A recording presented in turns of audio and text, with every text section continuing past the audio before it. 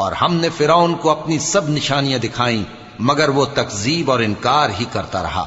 کہنے لگا کہ موسیٰ، کیا تم ہمارے پاس اس لیے آئے ہو کہ اپنے جادو کے زور سے ہمیں ہمارے ملک سے نکال دو؟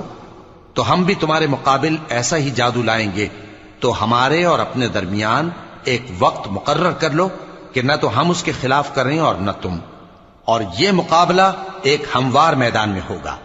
موسیٰ نے کہا کہ آپ کے لیے یوم زینت کا وعدہ ہے، اور یہ کہ لوگ اس روز دن چڑھے اکٹھے ہو جائیں۔ تو فرعون لوٹ گیا اور اپنے سامان جمع کر کے پھر آیا۔ موسیٰ نے ان جادوگروں سے کہا کہ یہ تمہاری بربادی ہوگی، اللہ پر جھوٹ نہ باندھو، وہ تمہیں عذاب سے فنا کر دے گا، اور جس نے جھوٹ باندھا وہ نامراد رہا۔ تو وہ باہم اپنے معاملے میں جھگڑنے اور چپ کے سرگوشی کرنے لگے۔